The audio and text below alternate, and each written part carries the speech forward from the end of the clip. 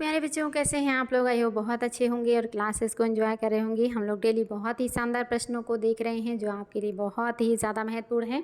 और आज भी आपके आर्ट एंड कल्चर के प्रश्न बहुत ही अच्छे हैं, इंटरेस्टिंग भी हैं और महत्वपूर्ण भी हैं। कह रहा निम्नलिखित में से कौन सा एक कला कपड़े की हस्तशिल्प कला से संबंधित नहीं है?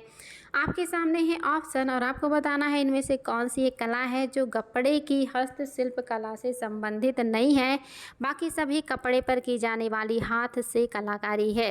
आपके सामने है पहला ऑप्शन बंधनी, दूसरा है बाटिका, तीसरा है फिलिग्री और चौथा है जमादानी। आपको बताना है कौन सा है जो आपके कपड़े पे की जाने वाली हस्तकला नहीं है। बंधानी कला, बाटिक कला, फिलिग्री कला या जमादानी कला।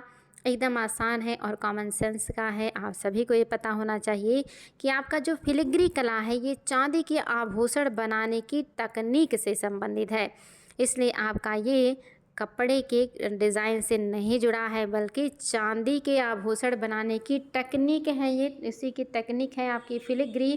बाकी आपका बंधनी या बंधानी, बाटिक और जमादानी ये सभी कपड़े की हस्तकला या हस्तशिल्प से संबंधित है। ऑप्शन नंबर 3 नहीं है। ये देखिए बंधानी कला, ये आपका बंधानी कला है। देखिए बहुत ही सुंदर कपड़ा है जिस पर बंधानी कढ़ाई की गई है, बहुत सुंदर है आपका बंधानी। ये देखिए आपका वाटिक कला है, ये भी कितना सुंदर है। वाटिक कला, बंधानी कला दोनों बहुत ही सुंदर है। कपड़े पे की जाने वाली आपकी डिज़ाइन है, कढ़ाई है। आपको मैं और भी ज़्यादा बारीकी से दिखा दे रही हूँ कितने अच्छे से इस पर देखिए डिज़ाइन की गई है। ये बाटिक है और बंधानी को भी देख लीजिए, आप देख रहे होंगे। इसको हम लोग अक्सर चुंदरी कहते हैं या चूनर कहते हैं। ये आपका वाटिक कला है। और ये आपके सामने और भी है एक कला जिसको हम लोग अभी देख रहे हैं, जमादानी। तो ये सारे आपके सामने आ चुके हैं। अब हम लोग अगला क्वेश्चन देखेंगे और ये आयोग के द्वारा कई बार पूछा गया है। श्री राग निम्नलिखित में से किस समय या ऋतु में गाया जाता है? श्री राग निम्नलिखित में से किस समय एवं ऋतु में गाया जाता है? समय क्या है, ऋतु क्या है, आपको ये बताना है। पहला कह रहा है प्रातः काल शरद ऋतु, दूसरा कह रहा है सायंकाल शीत ऋतु, तीसरा कह रहा है रात के समय एवं ग्रीष्मकाल, चौथा कह रहा है मध्यरात्रि एवं शीतकाल। बताएंगे बच्चा लोग क्या है जो सही हो जाएगा? श्री राग निम्नलिखित में से किस समय एवं ऋतु में गाया जाता है? आपके हिसाब से क्या है जो सही हो जाएगा? बताएंगे, फटाफट देंगे उत्तर।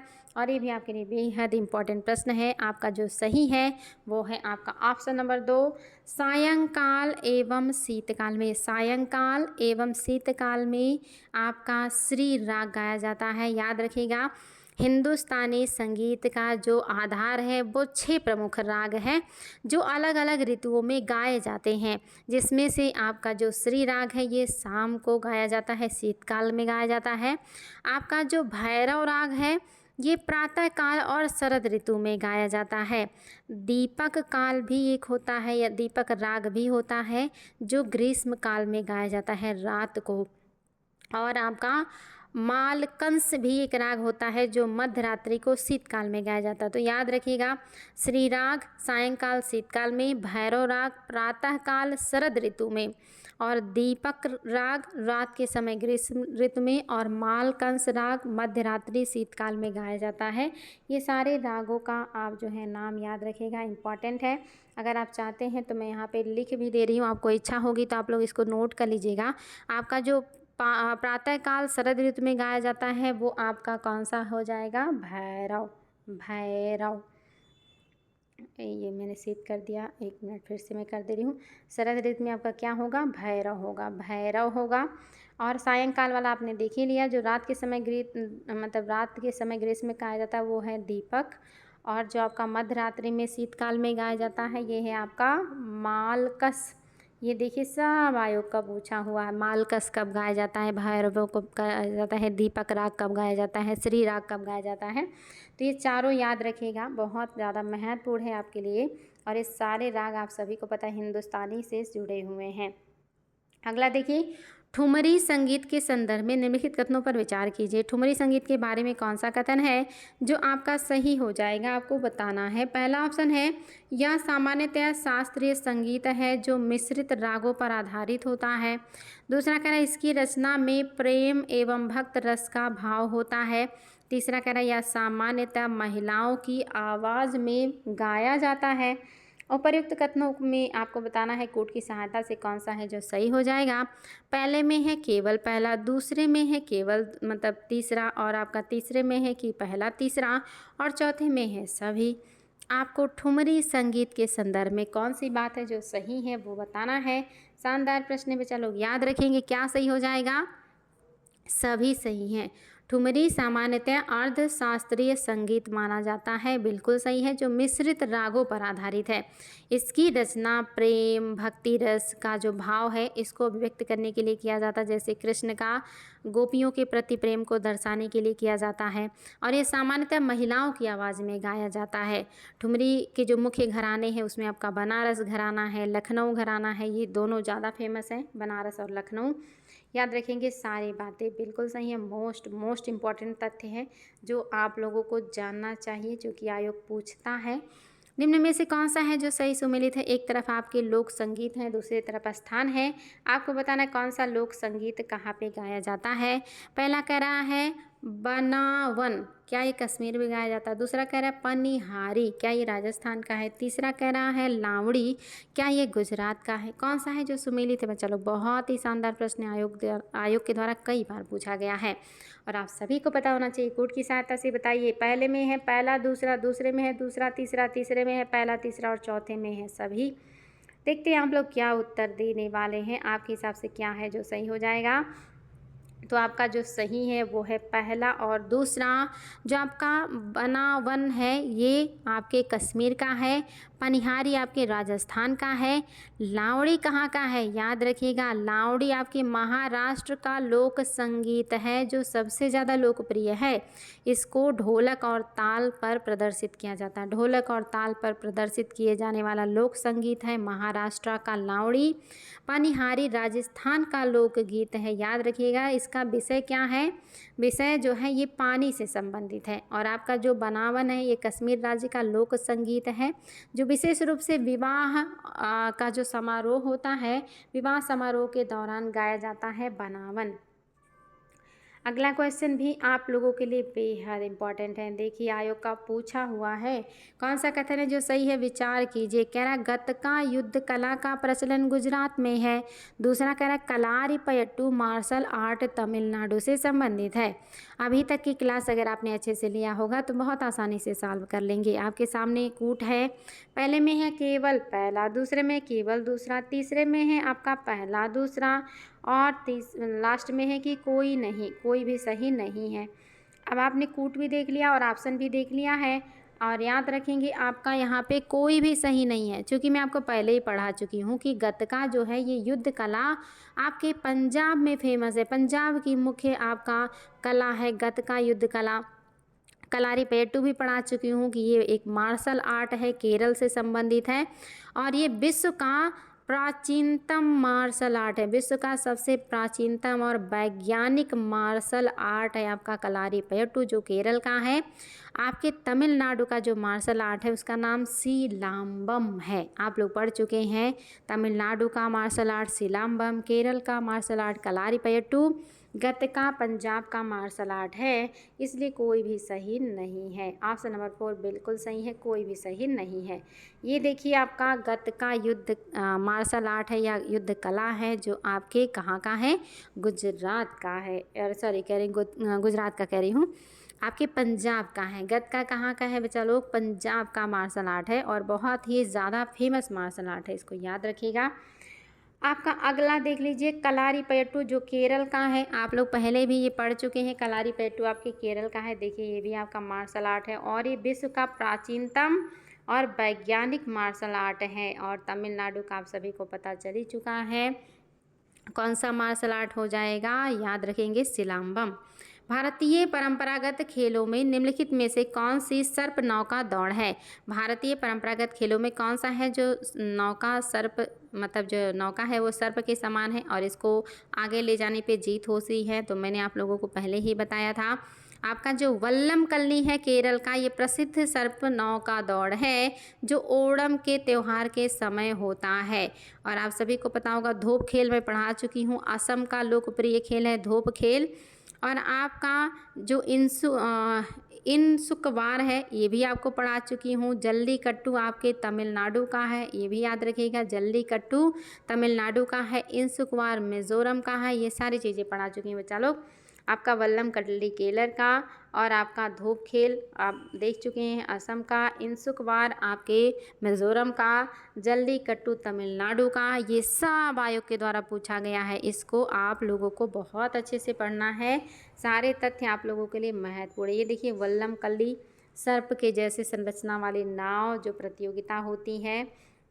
मोहिनी अट्टम के संदर्भ में कौन सा कथन सही है, विचार कीजिए। मोहिनी अट्टम के बारे में आपको बताना है कौन सी बात है जो सही है। पहला ऑप्शन है, यह मुख्यतया एकल महिला द्वारा प्रस्तुत किया जाने वाला नृत्य है। दूसरा कह रहा है, इसमें नर्तकी पीतल की थाली पर पैर जमाकर नृत्य करती है। तीसरा कह रहा है, इस नृत्य में लास्य पक्ष की प्रधानता होती है। चौथा कह रहा है, इस नृत्य में श्रृंगार प्रमुख होता है। आपको बताना है कौन सी बातें हैं जो सही हैं। आप कूट देख लीजिए, पहले में है पहला, तीसरा, दूसरे में है दूसरा, चौथा, तीसरे में है पहला, तीसरा, चौथा और चौथे में है सभी। आपको बताना है मोहिनी अट्टम के बारे में कौन सी बातें हैं जो सही हो जाएंगी। तो याद रखेंगे क्या है जो सही हो जाएगा। आपका जो सही है वो है ऑप्शन नंबर पहला और आपका जो है तीसरा और चौथा सही हो जाएगा। दूसरा क्यों गलत है, क्योंकि मैं आपको पढ़ाई थी पीतल की धार पर पैर रखकर डांस करने की जो कला है ये कुचिपुड़ी का है, कुचिपुड़ी का है। अगर ये कुचिपुड़ी का है तो क्या क्या हो जाएगा, ये आंध्र प्रदेश का हो जाएगा, इसलिए ये सही नहीं है। आपका दूसरा ऑप्शन गलत है, बाकी सही है। मोहिनी अट्टम जो है ये केरल का एक प्रमुख शास्त्रीय नृत्य है।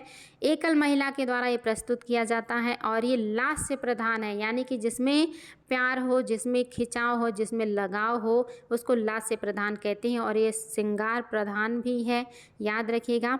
इसमें खास करके जैसे विष्णु जो है जब नारी का रूप ले करके मोहिनी, आपने सुना होगा ना, मोहिनी का रूप धारण करके उन्होंने जो अमृत था उसको देवताओं को पिलाया था, तो ये उसी से निकला हुआ है आपका मोहिनी अट्टम, जिसमें लास यानी कि प्यार की भावना होती है या चेहरे पे बहुत प्रसन्नता होती है, नम्रता होती है और श्रृंगार प्रधान होता है। काफ़ी खूबसूरत श्रृंगार इसमें किया जाता है। और पीतल की थाल वाला कुचिपुड़ी का है, मैं आपको पहले ही पढ़ाई हूँ, जो कि आंध्र प्रदेश का शास्त्रीय नृत्य है। तो आपका केवल और केवल दूसरा सही नहीं है, पहला, तीसरा, चौथा सही है। ऑप्शन नंबर 3 सही है। ये देखिए मोहिनी अट्टम कितना सुंदर श्रृंगार है और कितना सुंदर आपका ड्रेस पैटर्न है। ये रूप सबसे पहले भगवान विष्णु ने धारण किया था जब उनको अमृत पिलाना था, उसी से आपका ये निकल के आया है मोहिनी अट्टम, यानी कि मोहने वाला रूप और डांस। निम्न पर विचार कीजिए, आपको विचार करना है। देखिए शानदार प्रश्न है और कूट की सहायता से उत्तर देना है। कह रहा है इनमें से कौन सी विशेषता कुचिपुड़ी नृत्य का है। पहला कह रहा है त्रिभंग, दूसरा कह रहा है जटिल ज्यामितीय आकृतियों का निर्माण और चौथा कह रहा है जुगलबंदी की प्रस्तुति। आपके सामने 3 ऑप्शन और आपके सामने कूट भी है। केवल पहला दूसरा सही है, केवल दूसरा तीसरा सही है, केवल पहला तीसरा सही है, या आपका सभी मतलब कोई भी सही नहीं है। चलिए आपके सामने ऑप्शन है और कूट भी, और आपको बताना है कि ओडिसी नृत्य के बारे में कौन सा कथन है जो सही है। आप सभी को पता होगा ओडिसी जो नृत्य है ये ओडिशा की शास्त्रीय संगीत है, काफ़ी पुरानी शास्त्रीय संगीत है।